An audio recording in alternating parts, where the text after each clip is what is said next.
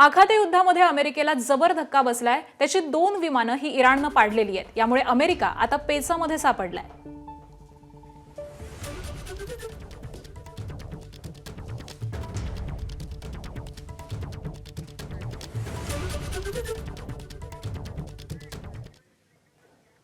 America आणि Iran युद्धाचा 36वा दिवस आहे। मात्र आता अमेरिका एका मोठ्या पेचात अडकलाय।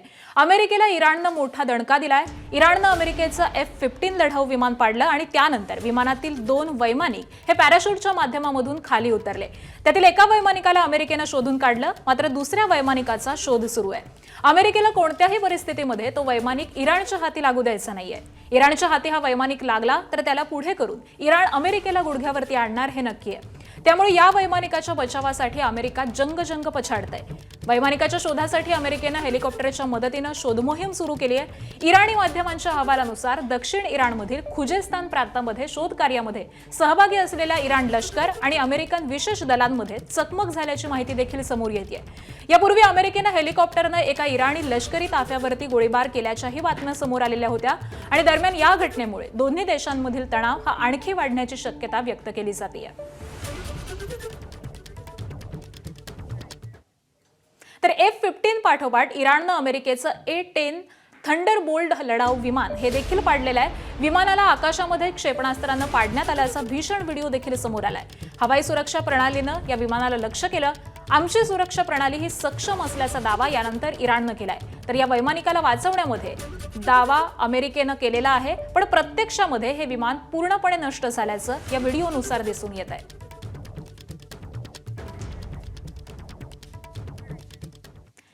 दरम्यान पायलटच्या शोधासाठी अमेरिकेनं दिलेला 48 तासांच्या युद्धविरामाचा प्रस्ताव इराणनं फेटाळलाय।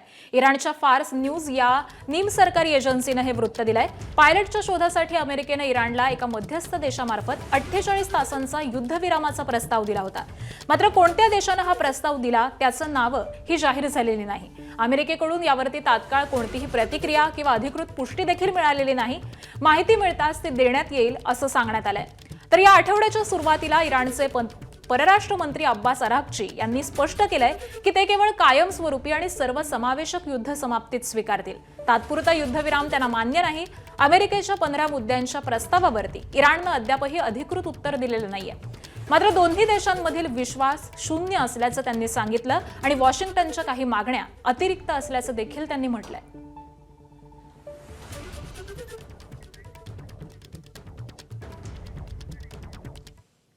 दरम्यान 2 लढाऊ विमानं पाडल्याचा इराणसोबतच्या चर्चेवरती कुठलाही परिणाम होणार नाही असं अमेरिकेचे अध्यक्ष डोनाल्ड ट्रम्प यांनी म्हटलंय। विमान पाडल्याचा बदला घेतला जाईल आणि युद्धस्थिती ही तशीच असेल असं ट्रम्प यांनी म्हटलंय।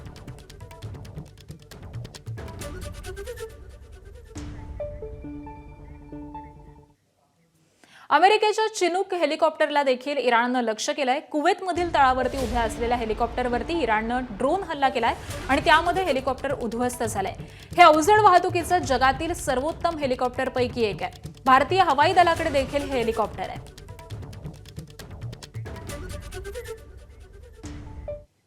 आणि आखाती युद्धामध्ये मागील 24 तासांमध्ये अमेरिकेला जबर धक्का बसलाय। तो कसा ते आपण ग्राफिक्सच्या माध्यमातून जाणून घेऊयात।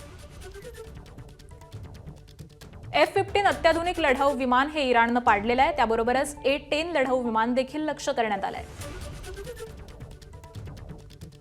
त्याशिवाय अमेरिकेच्या वैमानिकाचा शोध घेणाऱ्या हेलिकॉप्टरवरती इराणनं गोळीबार केलाय। इराकमध्ये H-60 हेलिकॉप्टरचं इमर्जन्सी लँडिंग करण्यात आलं। जॉर्डनमध्ये KC-135 विमानाचं इमर्जन्सी लँडिंग झालं। अशा पद्धतीनं अमेरिका हवाई दलाला हा धक्का बसलेला आहे।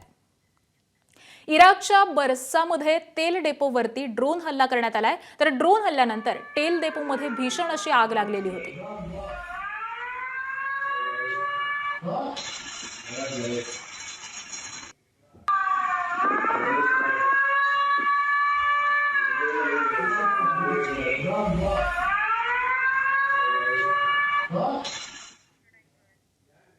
इस्रायल आणि अमेरिकेच्या हल्ल्यांना इराण जोरदार प्रत्युत्तर देत आहे। इराणनं ऑपरेशन ट्रू प्रॉमिस अंतर्गत हल्ले करायला आता सुरुवात केलेली आहे।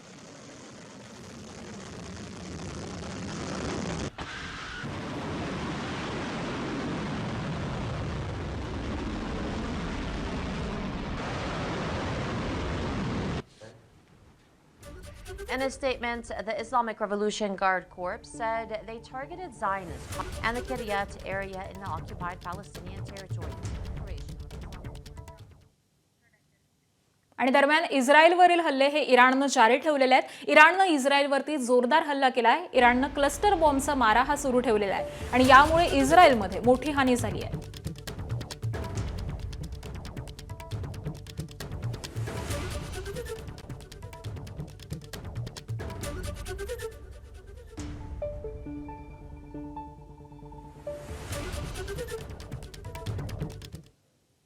इस्रायलवरती इराणचे जोरदार असे हल्ले हे कायम असल्याचं दिसतंय. इस्रायलमधील नेगेव शहर हे आता लक्ष्य करण्यात आलेलं आहे. नेगेव शहरावरती क्षेपणास्त्र डागण्यात आलेली आहे. नेगेव औद्योगिक वसाहतीचं यामुळे मोठ्या प्रमाणात नुकसान झालंय.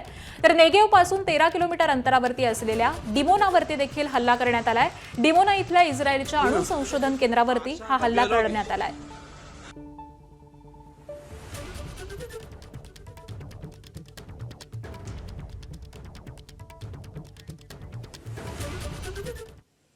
आणि चर्चेदरम्यान इराणच्या परराष्ट्र व्यवहार विभागांशी संबंधित अधिकाऱ्यांवरती हल्ला करण्यात आला.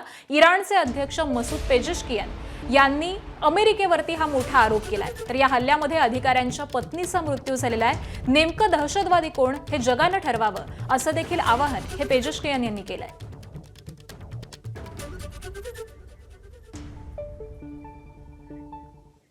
दरम्यान होर्मुझची सामुद्रधुनी खुली करण्यासाठी कुठल्याही प्रकारच्या सैन्य कारवाईला रशिया, चीन आणि फ्रान्सनं विरोध केलाय. अशा प्रकारच्या सैन्य कारवाईची आखाती देशांनी संयुक्त राष्ट्रांच्या सुरक्षा परिषदेकडे मागणी केली आहे आणि त्यावरती आज मतदान होणार आहे. मात्र त्याआधीच 3 देशांनी विशेषाधिकाराचा वापर करत सैन्य कारवाईला विरोध केलाय. त्यामुळे होर्मुझच्या सामुद्रधुनीचा विषय अजून देखील प्रलंबितच आहे आणि त्यामुळे युद्धाची भीषणता ही कायम आहे.